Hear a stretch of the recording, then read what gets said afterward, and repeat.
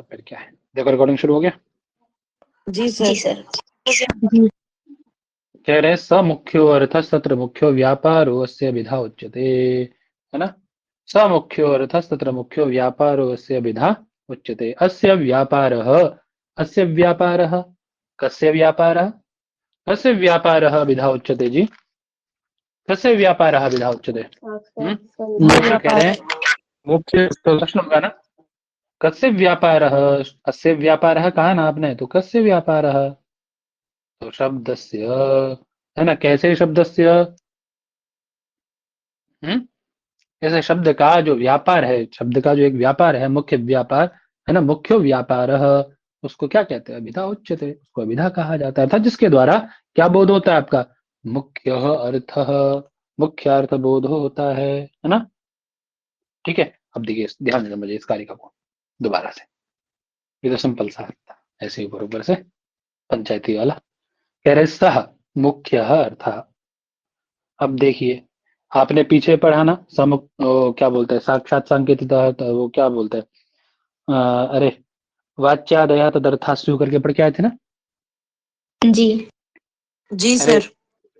वो साक्षात सांकेतिकम अर्थम यो विदत्ते सवाचक, ऐसा करके पढ़ के आए थे ना। वाचक साक्षात संकेतितम यो अर्था अभिधत्ते सवाचक, ऐसा करके पढ़ के आओ ना, तो सपद से वही उठाना है। ठीक है, अर्थात जो सांकेतिक अर्थ है, सीधा सीधा साक्षात सांकेतिक जो अर्थ है, ठीक है ना, उसी को तो हम मुख्य अर्थ कहते हैं। चाहे आप मुख्य अर्थ कह लो, है ना, चाहे तो मुख्य अर्थ कह लो उसको। ठीक है पंडित जी, एक ही बात है, चाहे सांकेतिक अर्थ कह लो, क्या कह लो, सांकेतिक अर्थ, चाहे अविधेय अर्थ कह लो, ठीक है, विधेय अर्थ कह लो, एक ही बात है पंडित जी, ठीक है ना। तो सह मुख्य अर्थ, अर्थात जो सांकेतिक अर्थ है वह मुख्य अर्थ है आपका। ठीक है, और उसको बोध कराने में, उसको जो बोध कराने में सहायक आपका हेतुभूत जो व्यापार है पंडित जी, है ना।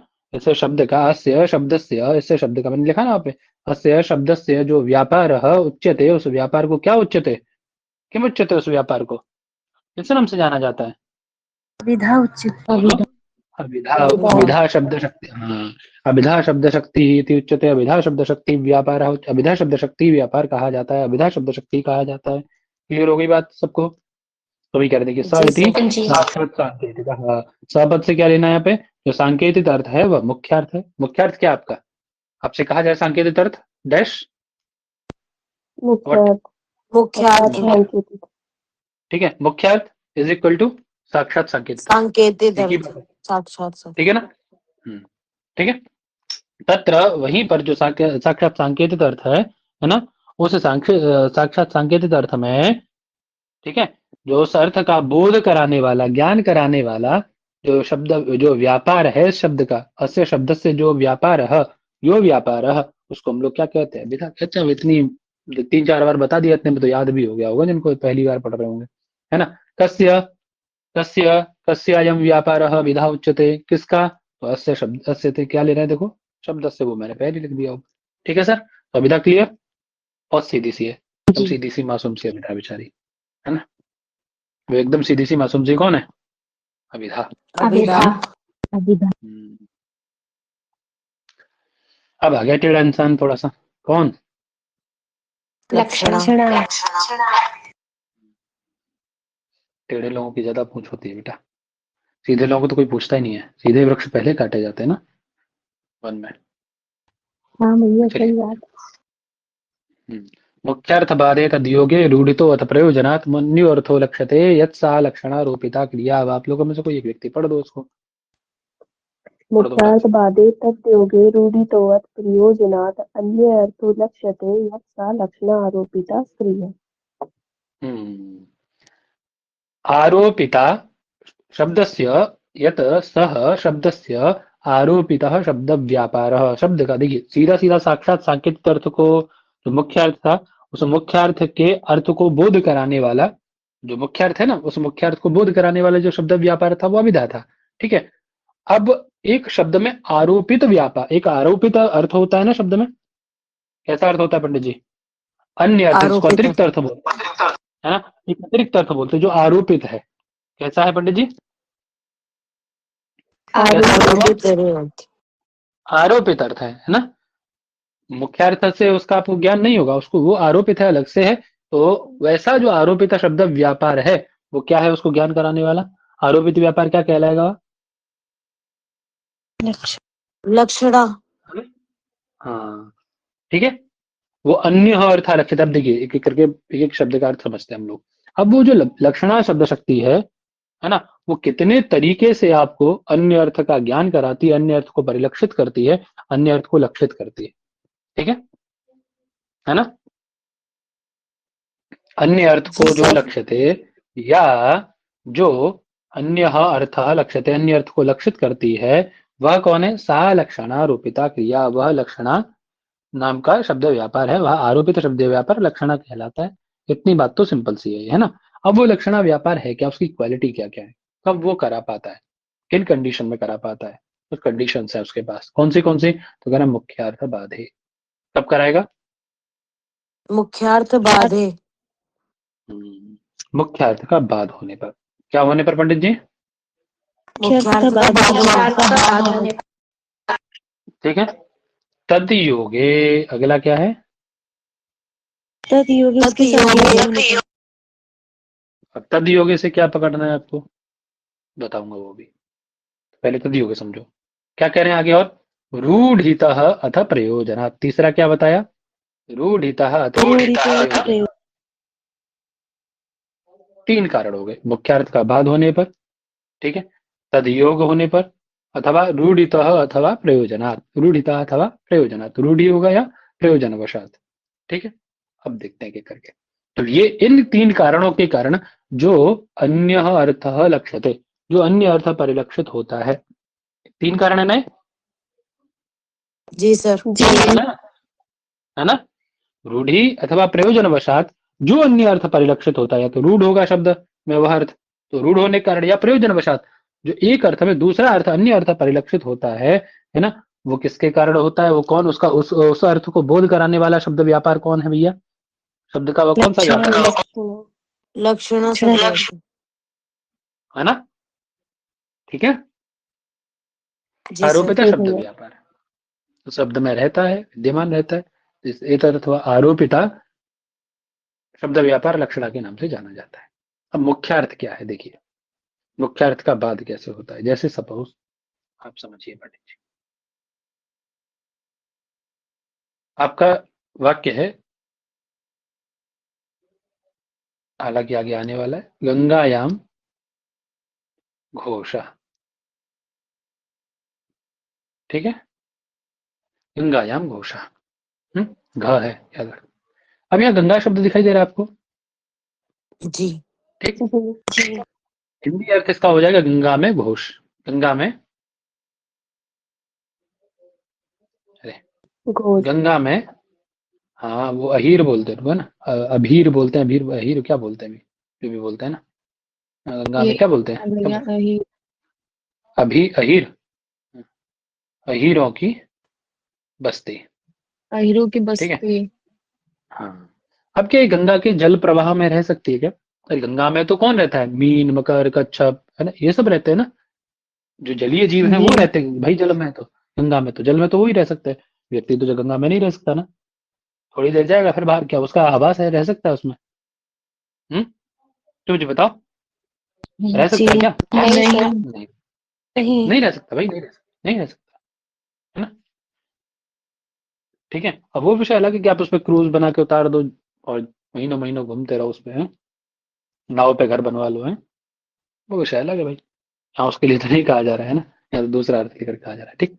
तब यहाँ यदि ये अर्थ हमें निकालना है, तो जो गंगा का मुख्य अर्थ क्या है पंडित? यहाँ पे गंगा शब्द का मुख्य अर्थ क्या है, ये बताओ मुझे। जल प्रवाह। जल प्रवाह। ठीक है। तो जल प्रवाह में घोष तो हो नहीं सकते। तो अब आप क्या करेंगे? ये अर्थ निकालने के लिए कि गंगा में घोष रहते हैं, अर्थात गंगा के तट पर घोष रहते हैं, आप क्या करेंगे? इस मुख्य अर्थ का बाध करेंगे कि नहीं? ये जल प्रवाह है इसका बाध करेंगे आप? करेंगे कि नहीं करेंगे? करेंगे। वो एक बात आई कि मुख्य अर्थ का बाध होने पर। ये लक्षणा कब होती है पंडित जी? वो लक्षणा जो शब्द व्यापार है वो कब अपने अन्य अर्थ का परिलक्षण कर सकता है, अपने अर्थ को लक्षित कर सकता है? जब मुख्य अर्थ का बाद हो जाए। ठीक है, मुख्य अर्थ का बाद होने पर सबसे पहली बात, है ना। अब ये मुख्य अर्थवाद दो प्रकार से हो सकता है, या तो तात्पर्यानुपपत्ति के द्वारा, इसका चर्चा करेंगे अपने लोग, है ना। तात्पर्यानुपपत्ति के द्वारा, बहुत आराम से पढ़ने वाला ग्रंथ है, पता है। तात्पर्यानुपपत्ति के द्वारा या अन्वयानुपपत्ति के द्वारा। समझ गए पंडित जी? दो कारण से हो सकता जी है। सर। अब ये तात्पर्यानुपपत्ति क्या, अन्वयानुपपत्ति क्या, इसको हम लोग आगे चर्चा करेंगे अभी। ठीक है, सबसे पहला बात आ गई आपका कि मुख्य अर्थ का बाद होना चाहिए सबसे पहले, तो तभी ये लक्षणा जो है अन्य अर्थ को लक्षित कर पाएगी। ठीक, दूसरा अर्थ क्या आया? तदयोगे। तदयोगे मतलब ये जो मुख्य अर्थ है ना आपका, इस मुख्य अर्थ के साथ में जो लक्ष्य अर्थ है उसका योग होना चाहिए। समझ में आई बात? दूसरा अर्थ क्या आया? जी सर। मुख्य अर्थ के साथ किसका? अन्य अर्थ का। लक्ष्यार्थ। हाँ, जो अन्य अर्थ मतलब जिसको आप अन्य अर्थ को लक्षित कर रहे हैं, अन्य अर्थ से क्या लेना है? अब यदि पूछा जाए आपसे कि ये जो लिखा है इस पे, ये मुख्य अर्थ बाधित जो कारिका दे दी जाए, यदि अन्य अर्थ लक्षित है, जो अन्य अर्थ परिलक्षित होता है, तो अन्य अर्थ का मतलब क्या है यहाँ पे बताओ? लक्ष्यार्थ। लक्ष्य अर्थ है, याद रखना। तो मुख्य अर्थ के साथ अन्य अर्थ का संबंध, अर्थात ये जो लक्ष्य अर्थ है आपका, इसका संबंध। ठीक है, सबसे पहली बात योग होना चाहिए। दूसरा कंडीशन, ठीक है, योग होने पर तभी आपकी जो लक्षणा है वो अन्य अर्थ को लक्षित कर पाती है। ठीक, जब तक संबंध नहीं होगा, मान लो तट है, अब जब तट होगा ही नहीं, तट के साथ जल प्रवाह का संबंध नहीं होगा, तो तट पे क्या रहेगा, कैसे वो बताओ? क्यों जी? जी सर। बताओ। मुख्य अर्थ के साथ, मुख्य अर्थ का बाद होना चाहिए, मुख्य अर्थ के साथ उस लक्ष्य अर्थ का संबंध भी होना आवश्यक है। ठीक है, अब तीसरा बताए, बोले रूढ़ितः अथ प्रयोजनात्। अभी जो मुख्य अर्थ का बाद होगा पंडित जी, वो कैसे हो सकता है पंडित? तो क्या तो रूढ़ ही हो, उसी अर्थ में वो रूढ़ हो, तब आप लक्षणा कर सकते हैं उसमें, उस अर्थ में उसकी, या प्रयोजन हो आपके पास कोई। रूढ़ वाला उदाहरण क्या, जैसे आप लोग बोलते हैं पंकज, क्या बोलते हैं? बहुत फेमस उदाहरण है, इसीलिए मैं बार बार देता हूँ उसको, है ना, पंकज। ठीक, अब पंकज शब्द क्या है पंडित जी? पंकज शब्द का यदि व्युत्पत्ति लभ्य अर्थ आप करें तो क्या निकलेगा? पंकज जायते, कीचड़ या कमल। पंकज जायते, है ना, अथवा पंके जायते, है ना। पंक से जो उत्पन्न होता है पंक में, कीचड़ में जो उत्पन्न, पंक मतलब कीचड़, कीचड़ में जो उत्पन्न होता है कीचड़ से जो उत्पन्न हो, उसको हम लोग पंकज बोलता है। ठीक है, लेकिन यदि व्युत्पत्ति लभ्य अर्थ के आधार पर देखा जाए तो उसके अनेक अर्थ हो गए कि नहीं हो गए, बताओ, हुए कि नहीं हुए? उससे तो कीड़ा भी आ जाएगा, कीड़े ज्यादा उत्पन्न होते हैं, कमल कम होते हैं भी उत्पन्न, कीड़े ज्यादा दिखते हैं ना, नहीं दिखते पंख में, बताओ। कीचड़ में कीड़े ज्यादा दिखते हैं भाई, जी सर। कमल की अपेक्षा तो। कमल तो कहीं कहीं दिखता है कीचड़ में, है ना, है कि नहीं? जी। हम्म, बहुत सारी चीजें उत्पन्न होती हैं इसमें तो जो, अब हमने क्या कर दिया, वो रूढ़ कर दिया ना, पंकज अर्थ, कमल अर्थ में पंकज, तो ये तो रूढ़ वाला उदाहरण हो गया। समझ में आ गई बात? प्रयोजन वाला आपका ये हो गया, शैत्यत्व पावनत्व इत्यादि आपका प्रयोजन था, इसीलिए आपने गंगा का, गंगा तट में आपने मुख्य अर्थ का, गंगा जल प्रवाह अर्थ का मुख्य अर्थ का बाद कर दिया आपने। गंगा में जितनी ठंडक कम मिलेगी कि तट पे रहने वाले को ज्यादा मिलेगी, है ना। तो आपको गंगा से गंगा तट लेना था, तो आपने प्रयोजन उधार लिया। वो सब आगे आने वाला है। तो तीनों कारण समझ में आ गए? तीनों कारण समझ में आ गए? जी सर। आ गए सर। अर्थात मुख्य अर्थ का बाद होने पर, तदयोग होने पर, है ना, रूढ़ी या प्रयोजन वशात, इन तीन कारणों से, है ना, यत माने जो अन्य अर्थ लक्ष्यते, अन्य अर्थ को परिलक्षित किया जाता है, जिसके द्वारा किया जाता है ना, या क्रियते, जो जिसके द्वारा किया जाता है मुख्य अर्थ के बाद, है ना, और अन्य अर्थ को परिलक्षित किया जाता है, वह कौन है पंडित जी? शब्द के मुख्य अर्थ में रहने वाला आरोपित शब्द व्यापार, किस नाम से जाना जाता है उसको? सा लक्षणा। लक्षणा। क्लियर हो गया होगा अभी सबको? बोलो हाँ की ना। जी। जी सर। जी भैया हो गया। ठीक है, अब कह रहे हैं अन्य अर्थ, कोई कहीं कहीं आपको ये भी मिल सकता है कि अन्य अर्थ यत प्रतिपाद्यते, यत प्रतिपाद्यते सा प्रतिपत्ति एवं लक्षणा, है ना, जो अन्य अर्थ को प्रतिपादित करती है वह प्रतिपत्ति ही लक्षणा है, तो ऐसा भी घबराना नहीं। ठीक है, आपसे ये पूछा जा सकता है कि यत अन्यः अर्थः प्रतिपाद्यते सा प्रतिपत्ति कथ्यते। तो अन्य अर्थ को बस दिमाग में रखना है आपको। अन्य अर्थ को प्रतिपादित करने वाला न तो अभिधा है और न व्यंजना है। कौन है? लक्षणा। कौन है? बात समझ आ गई? ठीक है, कहीं मिलता है ये सब, है ना? ठीक है सर, वो खंडन मंडन उनका अपना विषय है, लेकिन यदि पूछ ले तो बात अलग है। याद रखना है बात सब। ठीक है भैया। जी सर। और जिसको जी विशेष अर्थ ज्ञान करना हो वो अपना ये पढ़ लेना, यहाँ से मुख्य अर्थवाद वगैरह सब लिखा है ना। अब देखिए यहाँ दो प्रसंग चलता है। एक भैया चलता है कि लक्षणा का बीज क्या है। हाँ बोलो, कोई कुछ बोल रहा है क्या? जी हाँ बोलो बोलो बोलो। बता दीजिए एक बार। क्या?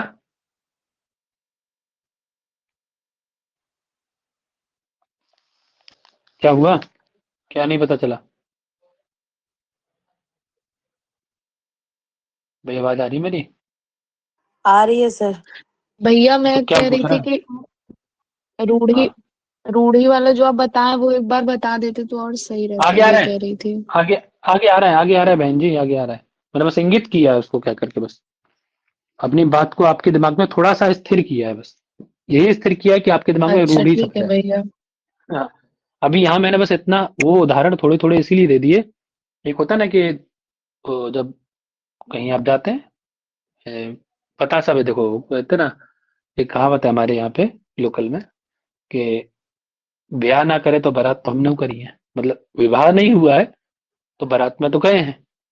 तो जरूरी नहीं है कि विवाह करने से ही ज्ञान हो, आपको बारात में जाने से भी उतना ही ज्ञान हो जाता है जितना आपको विवाह से होता है, लगभग। ठीक है, तो जैसे अब जी भैया। सुनते हैं जो कि मेन कोर्स होता है, स्टार्टर होता है। तो स्टार्टर आपको इसीलिए दिया जाता है ताकि आप मेन कोर्स की तरफ अट्रैक्ट हो, है ना? खाने में स्टार्टर जो दिया जाता है जी वो इसलिए दिया जाता है कि आप मेन कोर्स की तरफ।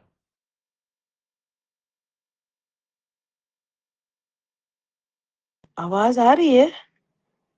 नहीं आ नहीं रही दीदी है। नहीं। नहीं आ रही मेन कोर्स की बात।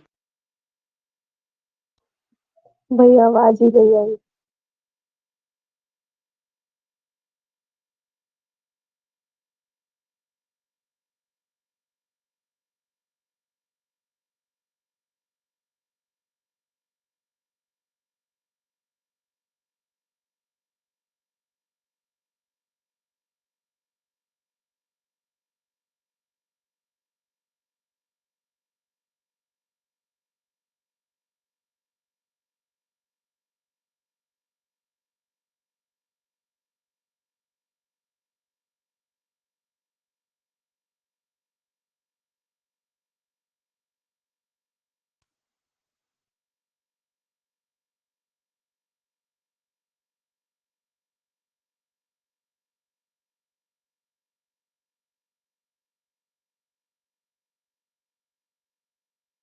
तब तक हम लोग 2-3 क्वेश्चन सॉल्व करें क्या? आवाज बोलिए आ रही है? करिए आवाज आ रही है? रूपम इदम। तो काव्य का स्वरूप क्या है? ऐसे करके। तो क्या है हम्म काव्य का स्वरूप? हम्म काव्य। काय में आया था? काय में आया था? नेट में आया था सर। 2014। ऑप्शन में क्या था? 2013। सर इसमें ऑप्शन नहीं दे रखे, हाँ। डायरेक्ट मतलब आंसर दे रखा है। अरे यार, चलो ठीक है, चर्चा करेंगे, करेंगे चर्चा। अभी चर्चा पूरा करते हैं। और असल में वाईफाई बंद हो गया है ना। आवाज आ रही है ना मेरी? आ आ रही है रही है सर। आ सर। रही है। जी देख रही है ना प्रभा? अभी वाईफाई जी ओपन होगा सर। तो अभी फोन से कनेक्ट किया मैंने। फोन से कनेक्ट किया तो अभी वो ऑन हो रहा है बस। उतने में फिर आवाज कट भी सकती है बीच में ना, इसीलिए कह रहा हूँ। तो इतनी बात क्लियर हो गई, तीनों ये चीजें समझ में आ गई आपको? कुछ पंडित जी, है जी सर। जी जी सर। सर। ना? हाँ। अब एक बातें हम लोग सुन रहे थे, तात्पर्यानुपत्ति और अन्वयन। देखिए लक्षणा का बीज, लक्षणा के बीज के विषय में बहुत चर्चा होती है कि लक्षणा का बीज क्या है, तात्पर्यानुपत्ति है, अन्वयानुपत्ति है। ठीक, तो मोटा मोटा मैं आपको समझाता चलता हूँ।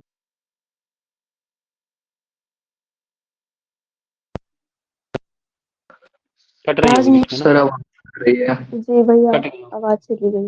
बस एक, चलो अभी ऑन हो जाने दो फिर वाईफाई, तभी शुरू करते हैं, 1 मिनट हो जाओ।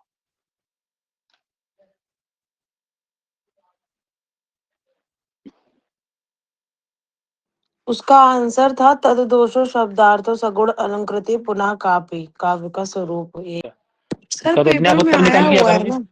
तो अरे तो पेपर में आया हुआ तो अपने आप पूछ लिया, अपने आप, आपको नहीं बन रहे क्वेश्चन क्या, पूछ रहे हो अरे लोगों सर से? डिस्कस कर रहे थे। अच्छा तब ठीक है, मुझे लगा कि बन ही नहीं रहे तब पूछ रहे हो। बहुत मारेंगे, बता रहे। चलो, हाँ ये सब चटपट क्वेश्चन ना पूछा करो इसे, मोरल डाउन हो जाता है पढ़ाने वाले का। पता है आपको कि बताओ इतना छोटा क्वेश्चन नहीं आ रहा है इन लोग को इतना पढ़ने के बाद। सर आ हाँ रहा है, तो वो क्या है, दिख गया क्वेश्चन इसलिए पूछा। चलो तो क्या है, तात्पर्य अनुपपत्ति और अन्वय अनुपपत्ति, दो बात चल रही थी हमारी आपकी, है ना। तात्पर्य अनुपपत्ति और अन्वय अनुपपत्ति। देखिए अन्वय अनुपपत्ति क्या है, सामान्य लक्षणा के बीज को अन्वय अनुपपत्ति क्या कहते हैं, ये लोग जो बाकी आचार्य व्याख्याकार ये सब लोग अन्वय अनुपपत्ति मानते हैं। अब अन्वय अनुपपत्ति है क्या, बस सुनना ध्यान से, ठीक, बस केवल सुनने का विषय है। जैसे यदि आप ये कहें कि गंगायाम घोषः, अब मैंने गंगायाम घोषः कहा, क्या गंगा में जल में घोष रह सकता है, अन्वय बन रहा है क्या, गंगा और घोष का अन्वय बन रहा है, गंगायाम घोषः में गंगायाम घोषः अन्वय बन रहा है क्या, बताओ। नहीं मैम, नहीं सर, अन्वय बन रहा है क्या, अन्वय होगा परस्पर, है नहीं सर, अन्वय पॉसिबल है, नहीं है, नॉट पॉसिबल अन्वय, है ना। तो अन्वय की क्या हो गई है, अन्वय की क्या हो गई, अनुपपत्ति हो गई है ना, उपपत्ति, हाँ ये अनुपपत्ति है अन्वय की। ठीक है, समझ में आ गई बात पंडित जी, है ना। गंगा में घोष रह ही नहीं सकते, कैसे रह सकते भाई, अनुपपन्न है ये अर्थ आपका, ये अन्वय ही अनुपपन्न है, इसीलिए अन्वय अनुपपत्ति हो गई। अब तात्पर्य अनुपपत्ति क्या है, देखिए कुछ लोग कहते हैं कि लक्षणा का बीज जो तात्पर्य अनुपपत्ति है ना, वो अन्वय अनुपपत्ति का खंडन कर देता है। क्यों, क्या कहते, कैसे कहते हैं, देखिए वो वाक्य बोलते हैं कि काकेभ्यो दधि रक्षताम, क्या बोलते हैं, काकेभ्यो दधि काकेभ्यो रक्षताम। दधि रक्षताम, पढ़ाए हैं पहले भी, जब भी पढ़ाता हूँ तो पढ़ाता जरूर हूँ। काकेभ्यो दधि रक्षताम अर्थात काक से दधि की रक्षा करनी है। अब दही रखा है, माजी गए आपको बोल के भैया ये देखो दही है, कौवे वगैरह से इसकी रक्षा करना, ठीक, कौवे कौवे से इसकी रक्षा करना, कहीं से ना कौवा इसमें चोंच मार जाए, चोंच अपनी इसमें न मार दे, अर्थात गंदा ना कर दे उस दही को, भाई भोग वोग लगाना है ठाकुर जी का, तो इसलिए इसको थोड़ा सा ध्यान से देखना है, रक्षा करना है इसकी। तो इसका मतलब केवल क्या कौवे से ही रक्षा करनी है, बिल्ली को खाने देंगे, नहीं सर, कुत्ते को तब खाने से देंगे, नहीं सर, नहीं, बाकी और पक्षियों को खाने देंगे क्या, नहीं खाने देंगे। अर्थात काकेभ्यो से दध्योपघातक जितने भी हैं, जितने भी क्या है पंडित जी, दध्योपघातक हैं, उन सब से उसकी रक्षा करनी है दधि की, यही है ना, जी सर, यही बात आई ना। हम्म, जी सर, बोलो बोलो। हम्म, तो जी सर, दध्य, यहाँ तात्पर्य दिखाई दे रहा है ना, ये तात्पर्य उसका ये है कि ये नहीं ऐसा करना है, यहाँ तात्पर्य बन के आ रहा है कि नहीं आ रहा है, बताओ, बोलो बेटा। जी आ भैया, रहा है सर। जी आ हम्म, रहा है। हाँ ठीक है, लेकिन वो तात्पर्य निकलता नहीं, तो इसीलिए ये लोग जो मीमांसक हैं, ये मीमांसक लोग क्या मानते हैं, तात्पर्य अनुपपत्ति को वो मानते हैं, किसको मानते हैं, तात्पर्य तात्पर्य अनुत्पत्ति। तात्पर्यानुपत्ति। तात्पर्य अनुपपत्ति। तात्पर्य अनुपपत्ति को लक्षणा का बीज कौन मानते हैं, दोबारा बोल दीजिए एक बार, लक्षणा का बीज तात्पर्य अनुपपत्ति कौन मानते हैं, मीमांसा मानते मीमांसक, हम्म, ठीक है, मीमांसक। नागेश हैं, हाँ आचार्य नागेश, सॉरी मीमांसक कह रहा हूँ, क्षम्यताम सॉरी, नागेश है, नागेश है ना, आचार्य नागेश हैं, अब उनका करते हैं परम लघु मंजूषा, कौन, परम लघु मंजूषा। परम लघु मंजूषा। हाँ ये थोड़ी देर पहले मीमांसा पढ़ रहे थे तो मीमांसा मीमांसा चल रहा था दिमाग में, परम लघु मंजूषा, ठीक है, नागेश अपने परम लघु मंजूषा में तात्पर्य अनुपपत्ति को लक्षणा का बीज मानते हैं, ठीक। माते वस्तुतः दोनों मानते हैं, वैयाकरण, सही बोले हैं। वस्तुतः वस्तुतः वस्तुतः क्या है पंडित जी, कि जो वैयाकरण है, वैयाकरण लक्षणा को मानता ही नहीं है, व्याकरण जो है वैयाकरण लक्षणा नहीं मानता है, क्या नहीं मानता है, लक्षणा को लक्षणा नहीं नहीं मानता है, होना। बिल्कुल है ही नहीं, ठीक है। और नैयायिक जो है वो व्यंजना नहीं मानता है, समझ गए आप ठीक है, और बवाल है सब, झगड़ा है, ठीक है, चलिए तो क्लियर हो गया होगा सबको अभी बात। है ना। बस इतना ही ध्यान रखना, कुछ ज्यादा खास नहीं याद रखना इसमें। तो इतना तो शायद आप ध्यान भी रख सकते हैं, ऐसे सुन के भी याद रख सकते हैं ना। ठीक है। जी सर। हैं? देखो आ गया ना यहाँ पे, ये आ गई ना देखो। मुख्यार्थवाद का अर्थ क्या है यहाँ पे? अन्वयानुपपत्ति नहीं, अभी तो तात्पर्यानुपपत्ति है। मुख्यार्थवाद का मतलब क्या है? ये मुख्यार्थवाद का ही अर्थ बता रहे हैं ये सब, है ना। प्रश्न आए तो गलत नहीं करना है सब, समझे। मुख्यार्थवाद का मतलब ये अन्वयानुपपत्ति साहित्य वाले हैं, और मुख्यार्थवाद का मतलब तात्पर्यानुपपत्ति कौन है? नागेश भट्ट इत्यादि मीमांसक, नागेश भट्ट वगैरह, है ना। मीमांसक भी है और नागेश भट्ट भी है। ठीक, समझ आई बात? जी सर। है ना। हाँ, चाहे तो ये पूछ ले कि तात्पर्यानुपपत्ति लक्षणाबीजम, ऐसा दे देगा आपको कि तात्पर्यानुपपत्ति लक्षणाबीजम, ऐसा पूछ लेगा कौन मानता है, तो नागेश भी हो सकता है। परमलंगो मंजेशाकार ऐसा पूछ सकता है। वैयाकरण दे सकता है, क्योंकि नागेश वैयाकरण है, परमलंगो मंजेशा जो व्याकरण का ग्रंथ है। ठीक है। मीमांसक दे सकता है, कुछ भी दे सकता है, आप तो ध्यान रखना आप इसको। ठीक है, समझ में आ गया सर? जी जी हम्म सर। जी भैया। और बाकी तो अन्वय अनुपस्थित तो आपको पता ही है, सब ये साहित्य वाले लोग मानते हैं। जिसको समझ में ना, वो सब ये थोड़ा सा टीका वीका पढ़ लेना, तो क्लियर हो जाएगा आपको, है ना। महोदय, एक प्रश्न ऐसा आया था जो आप बताए हैं, काकेभ्यो दधि रक्षताम, यह किसका उदाहरण है? तात्पर्यार्थ अनुपत्ति का है या फिर ये मतलब अन्वया अनुपपत्ति का है? तो दे लो खुद से उत्तर, अब क्या बताऊं इसमें। ये तो हर बार पढ़ाता हूँ मैं, ऐसा तो है नहीं। देखो ये सब टिक लगा हुआ है, इसका मतलब पढ़ाई गई है सारी चीजें ना। ये तो अभी कर रहा हूँ, इससे पहले का टिक लगा हुआ है, इसका मतलब सारी चीजें पढ़ाई गई है सब। जी बताया हर बार बताता हूँ ये तुम्हें, ऐसा तो है नहीं इस बार ही पढ़ा रहा हूँ।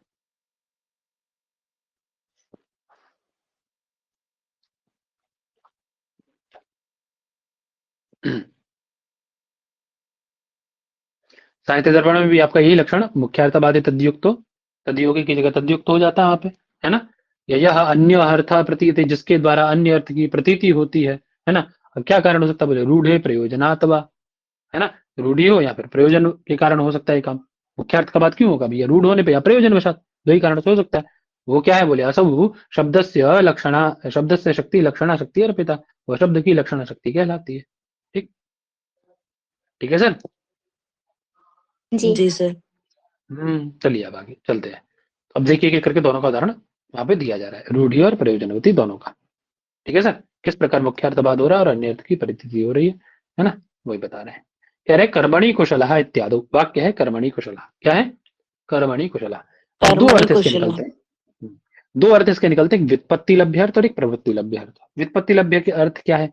व्युत्पत्ति मतलब व्याकरण से जो अर्थ निकाला जाएगा, व्युत्पत्ति लभ्य अर्थ कहलाता है वो। ठीक है। क्या अर्थ निकालेंगे आप, क्या व्युत्पत्ति बनाएंगे? तो बोले कुशान लाती इति कुशला। ठीक है ना। और प्रवृत्ति लभ्य अर्थ क्या है? यदि हम लोक में व्यवहार करते हैं, प्रवृत्ति मतलब लोक के अनुसार चलने वाला अर्थ जो भी है। हम लोग की प्रवृत्ति के अर्थ में क्या हम लोग व्युत्पत्ति लभ्य अर्थ उठाते हैं कुशल का। यदि किसी का नाम कुशल है, हम कहते हैं किसी के लिए, किसी की संज्ञा देते हैं हम कि अयं खलु कुशलः। तो कुशल किस विषय में हो सकता है? हो सकता है कि वो शास्त्र पढ़ने में कुशल हो सकता है कि वो ग्रंथ मतलब गायन में कुशल हो, है कि नहीं? बोलो, किसी भी चीज में जी कुशल हो सर। सकता है ना। भोजन में कुशल हो, तो हम लोग प्रवृत्ति लभ्य अर्थ में दक्ष या निपुण ऐसा अर्थ ले लेते हैं कुशल का, यही लेते हैं ना। और व्युत्पत्ति लभ्य अर्थ क्या है कुशल का? व्युत्पत्ति लभ्य अर्थ क्या है? कि जो कुश जानते हैं ना, कुश दर्भ जिसको बोला जाता है ना, जो पूजा जी सर। में प्रयोग होती है। ठीक है। तो उसको लाने में जो कुशल है, उसको लाने, उसको पहचान करने में, उसको उखाड़ने में, उसको काटने में, है ना, जो कुशल है, जो दक्ष है, उसको हम लोग कुशल कहते थे। व्युत्पत्ति लभ्य अर्थ तो ये है, लेकिन हम प्रवृत्ति लभ्य अर्थ उठाते हैं।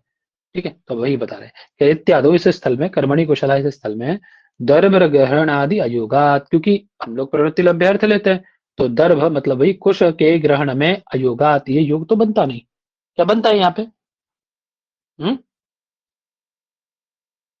अरे नहीं कुशान सर। लाती कुशल इस नहीं अर्थ के बनता। अनुसार जो अर्थ व्युत्पत्ति लभ्य अर्थ बनना चाहिए कि दर्भ लाने में, जो कुशाल लाने में जो दक्ष है ना, क्या उस कुशल का, जिस कुशल से आप व्यवहार कर रहे हैं, मान लीजिए आप में से किसी से कह दिया जाए कि अयम बालिका या फिर ये बालक जो है वो कुशल है। ठीक है। मैं कहूँ ये प्रियांक जो है थोड़ा उसमें ऑनलाइन वर्क में कुशल है ना, ऑनलाइन वर्क में कुशल है, ऑनलाइन कार्यों में, तो अंतर्जाल संबंधी कार्यों में कुशल है। तो इसका मतलब कुशल का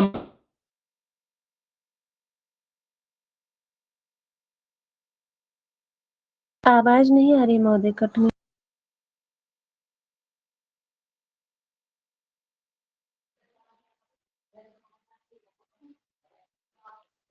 आवाज आ रही है भैया? जी सर। अभी तो आ गई है। चली गई थी बीच में? हाँ जी। सर। आप लेफ्ट हो गए थे। तो वही देखो, समझ में आ गया। कर्मणि कुशलः में जो अर्थ है मुख्यतया, जो मुख्य अर्थ है उसका बाद हो रहा है कि नहीं? और मुख्य अर्थ क्या है? यही कुशालाति कुशला, ये मुख्य अर्थ है आपका, कि जो दर्भ ग्रहण में योग्य है, यही मुख्य अर्थ है ना। तो इसका बाद हो रहा है कि नहीं हो रहा है? क्योंकि हम लोग कुशल अर्थ का प्रयोग किस लिए कर रहे हैं? कुशल शब्द का है जो दर्भ ग्रहण में अयोग्य है, इस अर्थ में कर रहे हैं। तो मुख्य अर्थ का बाद हो रहा है कि नहीं हो रहा है, जो मुख्य अर्थ है इसका? जी बताओ सर। बताओ। ऐसी गंगायाम जी घोषा, सर। गंगा शब्द का मतलब मुख्य अर्थ क्या है? जल प्रवाह है। घोष के साथ संबंध होने के कारण अन्वय की अनुपत्ति, अन्वय नहीं हो पा रहा है, इस कारण से गंगादि नाम घोष आधारत्व असंभवात। घोष का आधार गंगा बन सकती है क्या? घोष का आधार आश्रय गंगा बन सकती है क्या? आधार का नहीं। संभव है कि नहीं? तो गंगा शब्द का हम क्या करेंगे? मुख्य अर्थ बात कर रहे हैं कि नहीं कर रहे हैं? कर रहे हैं कि नहीं कर रहे हैं? वही कह रहे हैं कि ऐसा होने के कारण, है ना, कुशल शब्द का अर्थ व्युत्पत्ति लभ्य अर्थ में मिलेगा नहीं, इस कारण से, क्योंकि कुशल आने में कुशल है ही नहीं, जिसको हम कुशल का व्यवहार कर रहे हैं। गंगायाम घोषा में गंगा जो शब्द है उसमें घोष का आधारत्व इत्यादि संबंध बनेगा नहीं। तो यहाँ क्या होगा? बोले मुख्यार्थ से बाधे, मुख्यार्थ का बाध किया जाएगा। समझ में आ गई बात? ठीक है सर। तो पहला जी वाला उदाहरण जी तो सर। किसका है? ये तो रूढ़ का उदाहरण है, ये रूढ़ी का उदाहरण है। समझ में आई बात? पहला जो कर्मणि कुशल है वो रूढ़ी का उदाहरण है, क्योंकि देखिए कुशल शब्द रूढ़ है किसमें? वसुधा व्युत्पत्ति लभ्य ये है उसका अर्थ, लेकिन रूढ़ किसमें हो गया? वो दक्षिण निपुर, इस अर्थ में रूढ़ हो गया, है कि नहीं? जैसे पंकज जो है, पंकज का मतलब कीचड़ से जो भी उत्पन्न हो रहा है वो पंकज हो गया, और लेकिन कमल अर्थ में पंकज रूढ़ हो गया। ऐसे ही उसी प्रकार से जो कुशल शब्द है वो रूढ़ हो गया भाई दक्षिण निपुण अर्थ में। समझ में आ गई बात? जी बोलो। जी भैया। तो वही कह रहे हैं मुख्य अर्थ का बाद होने पर, मुख्य अर्थ के बाद में क्या होगा? इन सब का इन दोनों मुख्य अर्थ बाद होगा जब कुशल और उसमें गंगा शब्द में, तो कह रहे हैं विवेचकत्वादौ सामीप्य संबंध, दो संबंध बनेंगे, है ना। तदयोग करना है ना, तो कुशल का किसके साथ में? बोले विवेचन करने अर्थ में विवेचकत्व इत्यादि संबंध बनेगा, कि जिस विषय में वो विवेचन कर सकता है, जिस विषय का वो विवेचक है। समझ में आ गया? जरूरी थोड़ा ना कुशल आने में ही दक्ष हो, जिस काम में दक्ष होगा उसमें कुशल कहा जाता है। ऐसे ही गंगा का सामीप्य किसके साथ है? गंगा का सामीप्य किसके साथ है? तट के साथ में। तो क्या रूढ़िता प्रसिद्धे तथा गंगा तटे घोष इत्यादि प्रयोगात, है ना। रूढ़िता प्रसिद्ध है मतलब कुशल का प्रसिद्ध अर्थ में, है ना, और गंगा का तट में, ठीक है। घोष इत्यादि है प्रयोग, घोष उसका ही प्रयोग इत्यादि करेगा, है ना। येषाम न तथा प्रतिपत्ति तेषाम पावनत्वादीनाम, और जिस प्रकार से उनकी प्रतिपत्ति ना हो पाए, है ना, येषाम न तथा प्रतिपत्ति। बात समझ आ रही है? जी सर। आवाज आ रही है मेरी भाई? आ रही आ है रही है सर। सर। आ रही है भैया। है ना। तो जो आपके मुख्य शब्द हैं उन मुख्य शब्दों का प्रयोग तो हो नहीं सकता, लेकिन उनसे संबंधित जिन जिन अर्थों में उनका प्रयोग होता है मुख्य शब्दों का, है ना, उन जिसमें उनकी गड़बड़ ना हो और उन अर्थों का मतलब प्रसिद्धि जिस अर्थ में हो, है कि नहीं? ठीक है। जैसे आपका ये जो कुशल अर्थ है वो प्रसिद्ध अर्थ में है ना, दक्ष अर्थ में, और गंगा जो शब्द है वो तट अर्थ में, घोष के आधार से नहीं। जी सर। समझ में आ रही बात? हाँ, वही कह रहे हैं, न तथा तेषाम प्रतिपत्ति ही तेषाम पावनत्वादीनां धर्माणां तथा प्रतिपादनात् आत्मनः प्रयोजनाच्च मुख्येन अमुख्यो लक्ष्यते। यहाँ क्या किया जा रहा है? देखिए, मुख्य शब्द के द्वारा अमुख्य को लक्षित किया जा रहा है। मुख्य शब्द क्या है? जल प्रवाह, और अमुख्य अर्थ क्या है? उससे उसका तट का ज्ञान। मुख्य अर्थ क्या है? ये। अमुख्य अर्थ क्या है? ये। तो मुख्य अर्थ के द्वारा मुख्य अर्थ को लक्षित किया जा रहा है, रूढ़ होने के कारण और प्रयोजन वशात। क्यों? क्योंकि रूढ़ होकर के वो उस अर्थ को द्योतित नहीं कर सकते, उसी अर्थ में नहीं जा सकते। भाई व्युत्पत्ति लभ्य अर्थ यदि आप लेके मुख्य अर्थ, तो क्या वो उस अर्थ का बोध करा पाएगा? नहीं करा पाएगा। ठीक है, समझ में आ रही बात? तो इसीलिए हम लोग या तो रूढ़ होने के कारण, जैसे कुशल शब्द के, और या फिर प्रयोजन वशात। क्यों? क्योंकि आपका गंगा शब्द जो है पावनत्व आदि नाम धर्माणाम न तथा प्रतिपादन, उस प्रकार से उनका प्रतिपादन नहीं कर सकता है। क्या कर सकता है? जल प्रवाह बताओ, वो रह सकते हैं उसमें जल में? है? नहीं हम क्यों वहां रह रहे हैं? क्योंकि इनको पावन, मतलब शैत्यत्व, पावनत्व इत्यादि चाहिए, इस कारण से वो वहां रह रहे हैं। ठीक है, तो उनकी न तथा प्रतिपत्ति, उस रूप में प्रतिपत्ति नहीं हो सकती मुख्य अर्थ से। समझे पंडित जी? है ना? तो वही कह रहे हैं, वो जो पावनत्व आदि हैं, उन सब धर्मों के तथैव प्रतिपादनात्मना, उसी प्रकार से प्रतीति हो, उस प्रकार से उनका ज्ञान हो, है ना, उसी प्रकार के प्रतिपादन स्वरूप प्रयोजन में, जो यत मुख्य न मुख्य लक्ष्य, जो मुख्य अर्थ के द्वारा मोक्ष को परिलक्षित किया जाता है, यत सा आरोपिता, जो शब्द का आरोपित शब्द व्यापार है, वही क्या है? शांतरार्थ निष्ठो लक्षणा, वही लक्षण है, शांतरार्थ निष्ठ लक्षण है ना? वही आपका व्यवहार का व्यापार आरोपित शब्द व्यापार लक्षणा कहलाता है। बात समझ में आ गई? ठीक है, जी जी सर। क्लियर हो गया सबको? हम्म, जी भैया। है ना? अब यहाँ से 2-3 प्रश्न आ चुके हैं, तो ये इसका थोड़ा सा ध्यान देना। ठीक, एक तो उदाहरण तो पूछे लिए जाएंगे आपसे, है ना, किसका कौन सा संबंध है, क्या समस्या होने पे क्यों ऐसा किया जा रहा है। समझ में आ रही बात? एक बहुत इंपॉर्टेंट जो प्रश्न अभी जल्दी में ही पूछा गया है ना, चाहे तो 73 चाहे 25 में, कि ये जो शांतरार्थनिष्ठ शब्द व्यापार क्या कहलाता है। शब्द व्यापार को उन्होंने लास्ट में रख दिया था, शांतरार्थनिष्ठ शब्द को पहले रख दिया था। ठीक है, तो शांतरार्थनिष्ठ शब्द व्यापार कथ्य थे डैश क्या? लक्षणा। लक्षणा। ध्यान रखना इसको। बात समझ में आ गई? तो ये पूछा गया है, तो दोबारा पूछे जाने की ऐसे प्रश्नों की संभावना ज्यादा हो जाती है, ऐसे जो प्रश्न होते हैं। ठीक है, टेढ़े मेढ़े टाइप के। क्लियर हो गया सबको? जी सर। बोलो। जी भैया। अब ये जी लक्षण भैया दो भागों में बांट दिया, लक्षण दो भागों में बांट दिया पंडित जी। ठीक है, एक उपादान लक्षण और दूसरी लक्षण लक्षण। क्या कह रहे हैं? स्वसिद्धये पराक्षेप परार्थ स्वसमर्पणम। स्वसिद्धये पराक्षेप, अर्थात अपनी सिद्धि के लिए क्या कर लेना? दूसरे का आक्षेप दूसरे कर का लेना। आक्षेप कर। अब ये सब आप पढ़ लेना, देख लेना एक बार अर्थ को ना, मुख्य पढ़ लियो तो वही मुख्य है, बाकी तो कुछ है नहीं, है ना? ठीक है। जी सर। हम्म, दो चीजें इसमें आ जाती है, जैसे लक्षणा के दो आपने हेतु पढ़े, मुख्यार्थवाद, लक्षणा के जो हेतु पढ़े मुख्यार्थवाद और मुख्यार्थ योग, है ना?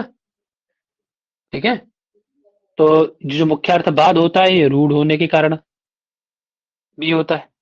ठीक है, और जो मुख्यार्थ योग होता है, अन्य अर्थ का मुख्यार्थ का लक्ष्यार्थ के साथ जो योग होता है, वो प्रयोजन वशात होता है। तो प्रयोजन क्या था? वहां शैत्यत्व पावनत्व इत्यादि।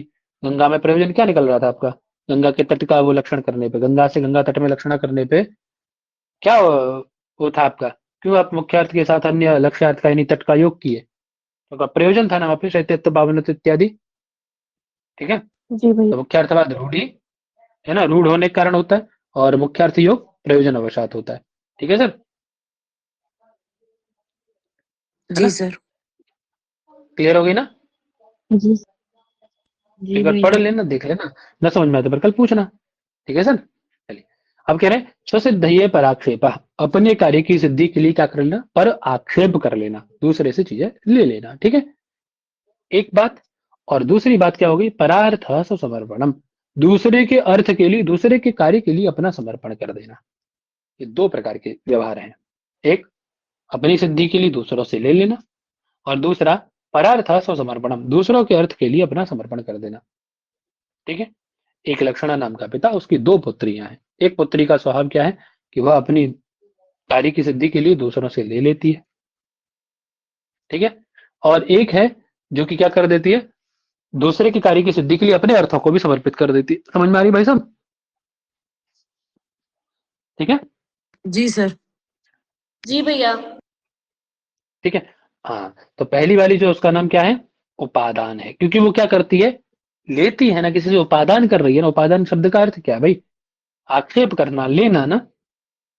बोलो, तो उसका जी नाम क्या सर। पड़ गया? पहली वाली का जो स्वसिद्ध ही पराक्षेप करेगी, उपादान लक्षणा, और जो परार्थ से उपादान। समर्पण करेगी, वो लक्षण लक्षणा। वो क्या कहलाएगी? लक्षण लक्षणा कहलाएगी। ठीक है, समझ में आ गई बात? जी सर ठीक है, आ गया सर। हाँ। अब ये दो भेद वाली उपादान लक्षणा और लक्षण लक्षणा के भेद से शुद्ध व सा लक्षणा शुद्धा के नाम से द्विधा, दो प्रकार की हो जाती है ना? अर्थात एक लक्षणा है जिसका नाम शुद्धा है, वो शुद्धा लक्षणा उपादान और लक्षण लक्षणा के भेद से दो प्रकार की हो जाती है। ठीक है सर, है ना? तो शुद्धा जी उपादान सर। लक्षणा और शुद्धा लक्षण लक्षणा, दो भेद अलग हो गए। क्लियर हो गया होगा अब आपको ये बात, नहीं हुआ? क्यों जी, हो गया भैया। हो गया। हो गया सबको हो गया? सबको हुआ कि नहीं हुआ बताओ, हाँ कि जी। ना? हो गया भैया। हो गया भैया। चलिए देखते हैं आगे। कह रहे कुंताः प्रविशन्ति यष्टयः प्रविशन्ति इत्यादौ, हटा लो उसको। क्या कह रहे हैं? कुंताः प्रविशन्ति, भाले प्रवेश कर रहे हैं, ठीक है। यष्टयः प्रविशन्ति, यहाँ लाठियां प्रवेश कर रही हैं, एक ही बात है। इत्यादो, इन स्थल में कुंतादि भी आत्मनः प्रवेश सिद्ध्यर्थम, क्या भाले और लाठियां अपने आप प्रवेश कर सकते हैं? बोलिए भाई। हम्म नहीं नहीं सर। नहीं भैया। हम्म अपने आप तो नहीं प्रवेश कर सकते, आत्मनः प्रवेश असिद्ध है ना, सक्षम है क्या? वो तो निर्जीव है भाई, कैसे प्रवेश कर सकते हैं लाठियां और भाले? तो क्या करते हैं आप, क्या कर लेते हैं आप? मुख्य अर्थ का बाध करते हैं, क्या करते हैं बताओ? उपादान करते हैं, क्या करते हैं? उपादान उपादान लक्षण करते हैं। उपादान लक्षणा करते हैं। वही करेंगे ना, क्या करेंगे? उपादान करेंगे ना किसी चीज का। वही कह रहे हैं आत्मनः प्रवेश सिद्ध्यर्थम, स्वयं से प्रवेश नहीं कर सकते, इसीलिए उनसे संयुक्त, उनसे जुड़े हुए, तद योग की बात आई थी ना हमारी, तो उनसे युक्त कौन है? पुरुष है। जो पुरुष धारण की है लाठी को या भाले को, है ना, उसका आक्षेप कर लिया जाता है ना। तथा इसीलिए उपादान है ना यम लक्षणा, उपादान लक्षणा ये कहलाती है, उपादान लक्षणा। और कह रहे हैं आगे, गौहु अनुबंधे इत्यादो श्रुति चोदितम अनुबंधनम कथम में स्यादिति। अब यहाँ शंका चलेगी, देखिए शंका समाधान होगा, थोड़ा सा ध्यान दिमाग को खोलिएगा। ठीक, कह रहे हैं, एक शब्द है गौहु अनुबंध्य, क्या है पंडित जी? गौ शब्द है बोलो। अनुबंध। अनुबंध नहीं है अम्मा, ढंग से पढ़ लिया अनुबंध्य। करो। क्या है? गौहु अनुबंध्य, क्या है? अनुबंध्य। गौ चरण से, अनुबंध्य। चरण से ऐसे सीख लो।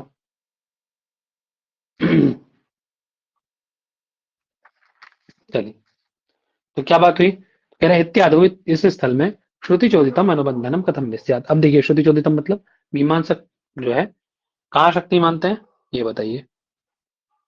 कहाँ शक्ति मानता है मीमांसक? कल पढ़ रहे थे ना? जाति में, जाति आदि जाति में। जाति में। है ना?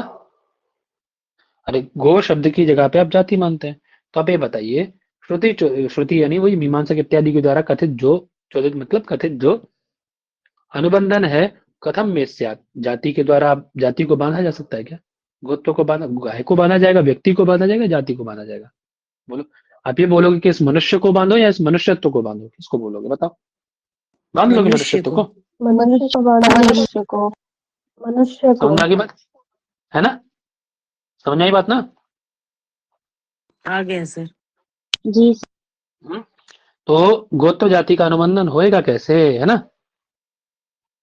ठीक है, तो वही कह रहे कथम में स्यात्, मतलब किस प्रकार से, में स्यात् अर्थात मेरे मत में कथम स्यात् श्रुति चोदितम अनुबंधनम, गाय का गोत्र जाति का अनुबंधन कैसे होगा? तो इसके लिए क्या कर रहे हैं? बोले जाति के द्वारा, वो जाति गोत्र जाति उसके द्वारा क्या कर लेते हैं? व्यक्ति ही आक्षेप्यते, व्यक्ति का आक्षेप कर लिया जाता है ना। तो बोले गोत्र जाति है जिसमें ऐसे गाय को बांधो, बात समझ आ गई? जाति के द्वारा व्यक्ति का आक्षेप कर लिया जाएगा। न तो शब्द है ना, उसको शब्द से कहने की जरूरत नहीं है, ठीक है। न तो शब्द है ना उच्चते, उसको शब्द से नहीं कहा जाता, बात समझ आ गई? जाति के द्वारा उसका आक्षेप कर लिया जाता है ना? बात समझ में आ गई सर? जी जी सर। जी सर। अनुबंधन जी करने की, भैया। ना तो हाँ, न तो शब्द है ना उच्चते कि शब्द से उसको कहा जाता है, ठीक।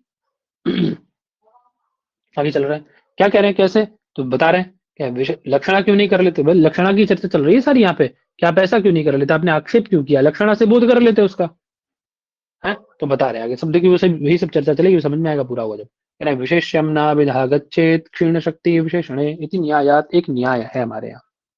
क्या है पंडित जी? न्याय, न्याय है। न्याय। आपकी जो अभिधा शब्द शक्ति है, अब देखिए एक शब्द शक्ति एक ही बार एक चीज का बोध करा सकती है। आप सोचो शब्द शक्ति से इसका भी बोध कर लो, उसका भी बोध कर लो, ये पॉसिबल नहीं है, ठीक है। तो वही कह रहे हैं कि जो आपकी अभिधा शब्द शक्ति है, वो कैसी है? क्षीण शक्ति विशेषणे, विशेषण का बोध कराने में जिसकी शक्ति क्षीण हो गई है, ऐसी कौन? अभिधा शब्द शक्ति। वह अभिधा शब्द शक्ति आपको किसका बोध नहीं करा सकती? ना विशेष्यम गच्छेत, विशेष्य का बोध नहीं करा सकती। अर्थात विशेष्यम न अभिधा गच्छेत, विशेष्य का बोध आप अभिधा के द्वारा नहीं कर सकते। क्यों? क्योंकि क्षीण शक्ति विशेषण है, क्योंकि उसकी शक्ति कहाँ क्षीण हो गई है? विशेषण का बोध कराने में। बात समझ में आ रही है? दो चीजें हैं, विशेष्य और विशेषण है। क्या है पंडित जी? विशेषण। हाँ, तो वही कह रहे हैं कि विशेष्यम अभिधा गच्छेत, है ना, विशेष्यम न अभिधा गच्छेत, सॉरी, विशेष्य का बोध अभिधा के द्वारा नहीं हो सकता। नहीं हो सकता ना? क्यों नहीं हो सकता? रीजन क्या दिया? क्या रीजन दिया? क्योंकि क्षीण शक्ति विशेषण है, क्योंकि उसकी शक्ति कहाँ क्षीण हो गई? उसने केवल विशेषण का बोध करा और उसको खत्म। अर्थात उसके पास उतना ही रिचार्ज था, उसने उतना ही चार्ज किया था अपनी बैटरी को कि वो विशेषण का बोध कराए और आगे खत्म, भाई वहीं पे डेड। समझ गए? है ना? इलेक्ट्रिक स्कूटी आती है ना, वो 100 किलोमीटर चलती है, उस 1700 जितना रेंज होता है उसका, 100 किलोमीटर तक का चार्ज किया उसने। बहुत लोग ऐसे होते हैं कि गाड़ी में तेल उतना ही डलवाते हैं कि बस अपने घर से गंतव्य, गंतव्य से घर आ सके। उसके आगे लेके जाओगे आप, गंतव्य से आगे आपको डलवाना पड़ेगा तेल उनकी गाड़ी में, है ना? ऐसी अविधा है। तो अविधा जो विशेषण का बोध कराने अपनी शक्ति जिसकी क्षीण हो गई है, वो विशेष्य का वो बोध नहीं करा सकती। बात समझ आ गई? कितनी बात समझ आ गई भाई? जी सर। है ना? जी सर। तो अब क्या विशेषण और क्या विशेष्य आपकी जाति और व्यक्ति में बताओगे मुझे जरा? देखते हैं आपकी कितनी पहचान है पंडित जी, कितना आपकी बुद्धि है। हम्म, सर बताओ। वो जाति जो है जाति वो विशेषण है, हम्म, गोत्व विशेषण होगा ना सर। हाँ, गोत्र क्या है बेटा? विशेषण है। और गो जाति क्या है? गो क्या है? व्यक्ति क्या है? विशेष विशेष है विशेष। उसका। बहुत सुंदर, बहुत सुंदर, अच्छे बच्चे, एकदम राजा बेटा हो तुम लोग तो, है कि नहीं? तो अब इसका जो शक्ति है विधा का, वो उसने जाति का बोध कराने में, गोत्र जाति का बोध कराने में समाप्त हो गई वो तो, है ना? अब वो व्यक्ति का आक्षेप कैसे करा सकती है? आप क्या कह रहे हो? और जाति के द्वारा व्यक्ति का आक्षेप कर लिया जाएगा और अभिधा से उसका बोध कर लेंगे। तो देखिए हमारे यहाँ न्याय है ना, इति न्यायात, है ना? समझ में आई बात? इति न्यायात, इस न्याय के आधार पे आप नहीं कर सकते। और आप यदि कहो कि उपादान लक्षणा कर ले, उपादान लक्षणा के द्वारा कर लिया जाएगा, मेरी बात, है ना? जी सर। आप यदि कहो कि उपादान लक्षण है या तो न उदाहरणव्य, तो बोले उसको भी उदाहरण नहीं दे सकते पंडित जी, उपादान लक्षणा से नहीं होगा। आप सोचो कि व्यक्ति का उपादान कर लेंगे, जैसे आप यहाँ कुंतः प्रविशन्ति आप बोलते हैं, इसीलिए तो आए हैं मैटर में, कुंतः प्रविशन्ति बोलते हैं और पुरुष का आक्षेप कर लेते हैं, इष्टया प्रविशन्ति बोलते हैं, पुरुष का आक्षेप कर लेते हैं। ऐसे ही हम भी क्या कर लेंगे? जाति दे देंगे और व्यक्ति का आक्षेप कर लेंगे। समझाई बात? उपादान कर लेंगे। बोले ना, ऐसा भी नहीं कर सकते। क्यों? कि देखो वहां हमारा प्रयोजन था, है ना, वहां हमारे पास प्रयोजन, रूढ़ी था, प्रयोजन था, ये दो कारण थे। दो कारणों के कारण ही तो हो सकता है ना। लक्षणा के मूल तो वही है भाई, या तो मुख्यार्थवाद हो या रूढ़ हो, है ना, प्रयोजन हो आपके पास में, उसके साथ योग हो, ये सब कारण है ना लक्षणा के। तो कह रहे नहीं अत्र प्रयोजनमस्ति, ना तो यहाँ प्रयोजन है, नवा रूढ़ीयम, ना यहाँ प्रयोजन, ना रूढ़ दिखाई दे रहा है ना? और व्यक्ति अभिनाभावात् तो जात्या व्यक्ति ही आक्षेप्यते, व्यक्ति का संबंध कैसा होता है जाति के साथ में? बिना जाति व्यक्ति का भाव, संबंध कैसा होता है भैया? अबिना भाव अविना संबंध। भाव संबंध। अरे बिना व्यक्ति के जाति थोड़ी ना रह सकती है, बताओ। व्यक्ति की बिना जाति रहेगी क्या? नहीं रह सकती ना। दोनों का संबंध कैसा है? व्यक्ति अविनाभावात् तो जात्या व्यक्ति आक्षेप्यते, वैसे ही आक्षेप कर लिया जाएगा। जैसे जैसे कैसे कर लिया जाएगा? तो जैसे हम बोलते हैं क्रियताम, है ना, तो कर्ता का आक्षेप किया जाता है। बोले कुर्वन्, किया उसने, तो कर्म का आक्षेप किया जाता है ना? बोले प्रवेश है, तो बोले कहाँ प्रवेश? घर में, बाहर, दुकान में, मकान में, कहीं तो उसका आक्षेप करते हो नहीं करते हो? प्रवेश करो, नहीं करते हो? बोलो। जी। बोले पिंडम, भोजनम, तो बोले भोजन खाना है, बनाना है, इन सबका आक्षेप करते हो नहीं करते हो? बोले आक्षेप किया जाता है ना, किया जाता है नहीं किया जाता? बोलो आगे ना यार।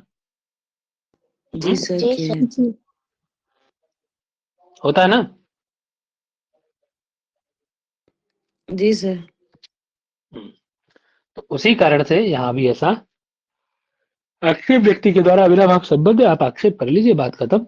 आप यहाँ पे लक्षणा नहीं कर सकते गौर अनुबंध्या में, ठीक है ना? उपादान लक्षणा इस पे यहाँ पे नहीं की जा सकती। कर सकते क्या? बोलो। नहीं नहीं कर सकते। है? ठीक है, तो बात समझा कि क्यों नहीं कर सकते ना? जी सर। जी महोदय। है? बोलो बेटा। जी क्योंकि यहाँ जी प्रयोजन सर। वो रूढ़ी नहीं है। हाँ, बस सिंपल सी बात है। चलो आगे, वही कह रहे हैं। आगे कह रहे हैं, पीनो देवदत्ता दिवान भुंक्ते इत्यत्र च रात्रि भोजनम न लक्ष्यते। अब देखिए, पीनो देवदत्ता, देवदत्ता बहुत मोटा है लेकिन दिन में नहीं खाता। यहाँ भी रात्रि भोजन परिलक्षित नहीं होता। तो अभी कोई बोला कि हम क्या कर लें, बोले आप तो बोलोगे कल को कि हम यहाँ पे भी उसका वो कर लेंगे, उपादान कर लेंगे रात्रि भोजन का। है? क्यों जी? अभी हम क्या कर लेंगे? रात्रि भोजन रात्रि का भोजन का उपादान। उपादान। है ना? हाँ, तो बोले यहाँ रात्रि भोजन की कल्पना लक्षणा से नहीं हो सकता। क्यों नहीं हो सकता पंडित जी? बोले रात्रि भोजन न लक्ष्यते लक्षणया इत्यत्रापि। बोले क्यों? बोले श्रुतार्थापत्ते अर्थापत्तेरभातस्य विषयत्वात्, क्योंकि किसका विषय है ये? किसका विषय है? श्रुतार्थपत्ति अर्थापत्ति अर्थापत्ति। अर्थापत्ति श्रुतार्थापत्ति का विषय है। अर्थापत्ति इसको तो आप श्रुतार्थापत्ति यहाँ अर्थापत्ति से करिए। ठीक है सर, तो याद रखना है सब। ये सब प्रश्न है, सीधे सीधे प्रश्न। और समझ में आ रही बात? ठीक है सर जी। हम्म जी सर। जी भैया आगे कह रहे गंगायाम घोषः इत्यत्र तटस्य। एक वाक्य गंगायाम घोषः सब लोग जानती हैं। गंगा शब्द का जल प्रवाह मुख्य अर्थ है, लक्ष्य अर्थ तट है, और प्रयोजन क्या है उसका? शैत्य पावन इत्यादि व्यंग्य अर्थ है। अगर गंगायाम घोषः इत्यत्र तटस्थ तटस्य घोष अधिकरणत्व सिद्ध, ये क्योंकि आप देखिए गंगायाम घोषा में गंगा शब्द से क्या घोष का अधिकरण बन रहा था? हम्म? बन नहीं। रहा था? नहीं बन रहा था। हमने क्या किया? जल प्रवाह का जो मुख्य अर्थ था उसका बाद किया, अन्य अर्थ में उससे युक्त जो अन्य अर्थ था तट, उसमें हमने लक्षणा कर दी। यही किया ना हमने, प्रयोजन वशात पावन इत्यादि प्रयोजन था उसमें। तो वही क्यों? बोले जी घोषाधिकरण तो सिद्ध है, घोष के अधिकरण, क्योंकि घोष का अधिकरण बन जाए उसके लिए हमने गंगा शब्द क्या करता है? हमारे गंगा शब्द घोष के अधिकरण की सिद्धि के लिए तटस्य, तट में तटस्थ घोषाधिकरण सिद्धि के लिए, तट में रहने वाली, है ना, तट की घोषाधिकरण सिद्धि के लिए कि घोष का आधार बन जाए, वो गंगा शब्द क्या करता है? स्वार्थम अर्पयति न वार्पयति, स्वार्थ को अर्पित कर देता है ना? करता है ना? बोलो बेटा। जी कर दी। जी सर। जी भैया इत्येवं माधव होता है। लक्षण ऐसा, ये क्या? यही लक्षण है। ये तो है, यहाँ स्वार्थ को अर्पित करते हुए, ये तो लक्षण है। ठीक है सर, जी सर। है ना? अब कह रहे उभय रूपा चाहिए हम शुद्धा, बोले दोनों ही शुद्धा के भेद हैं। पढ़े थे ना हम लोग पीछे, दोनों किसके भेद हैं ये? शुद्धा शुद्धा लक्षण। क्यों? बोले उपचारेण अमिश्रितत्वात्, उपचार से अमिश्रित होने के कारण। अब ये उपचार क्या है? उपचार क्या है? हम्म उपचार क्या है? बताओगा कोई? कोई बताओगा? सादृश्य संबंध है सर। क्या बेटा? सादृश्य संबंध को उपचार बोलते हैं, और सादृश्य संबंध से अमिश्रित अर्थात सादृश्येतर संबंध से युक्त है। ठीक है, तो नई बात। ठीक है भैया। जी सर। जी हम्म, महोदय। दो भेद हैं, शुद्धा और गौड़ी गौड़ी। गौड़ी तो जहां सादृश्य संबंध होता है, यहाँ लिख देता हूं, चलो गौड़ी। जहां सादृश्य संबंध होता है वहां कौन होती है? गौड़ी गौणी। गौड़ी। और जहां सादृश्य से अतिरिक्त संबंध होता है, सादृश्य से अतिरिक्त जहां संबंध रहेगा वहां कौन होगा? शुद्धा। शुद्धा शुद्ध। सादृश्य अतिरिक्त संबंध। ठीक है, अब यहाँ तक आप तैयार करके आइए, उसके बाद फिर आगे चला जाएगा। ठीक है, मुझे लग रहा है शायद एक दिन का पाठ और रह गया इसका, तो दूसरा आपका उल्लास फिर पूरा हो जाएगा। ठीक है सर, 3-4 दिन तो लगने भी चाहिए एक पाठ में, तो एक उल्लास में इतना तो टाइम चलता है नहीं? जी ठीक है भाई साहब, जी तब अपना बताएंगे। बोलो जी।